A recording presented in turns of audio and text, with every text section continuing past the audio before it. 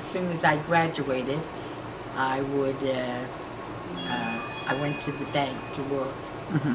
And I worked for 9 years at the bank. I started out, I took bookkeeping in high school and I loved it, and that's what I wanted to be. Mm-hmm. And when I went to the bank, I applied for a job as a bookkeeper. But they didn't have any openings, but they had an opening in the transit department. Mm-hmm. So I said, they asked me if I would take that, and then when an opening became available in the bookkeeping department, they would transfer me over to it. Mm-hmm. So, but when the opening came, I liked what I was doing so well, I didn't leave, and then I wound up being the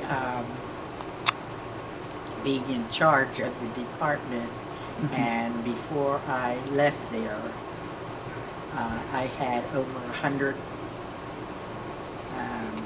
workers under me. Mm-hmm. Yeah, that worked there.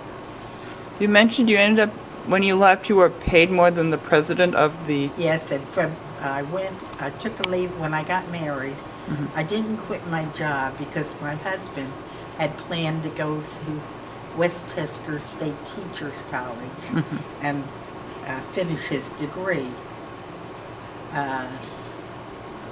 He was in college when they called him Mm-hmm. for the war. Well, how did you meet your husband? I met him on vacation in Florida. Mm-hmm. Yeah, we're getting back to the bank. So after I met him in 1951, and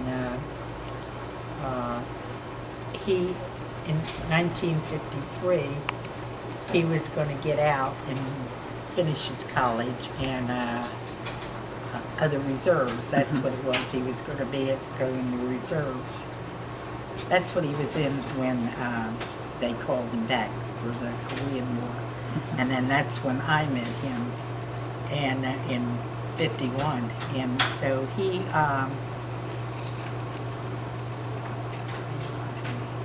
so when we got married, then I went down to Florida with him, but I took a leave of absence from the bank because I said I'm going to wait and see how things go.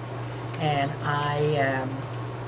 when I went down there, I applied for a job, and the gentleman in charge of human resources said, "Oh, girl," he said, "I would go back to where I came from." He said, because he had asked me how much I made, and I told him, and he said, "I would go back there," he said, "because you make as much as our president here does." So then it was hard for people to get jobs then, and so my husband decided then he would just go ahead and stay in the service. So.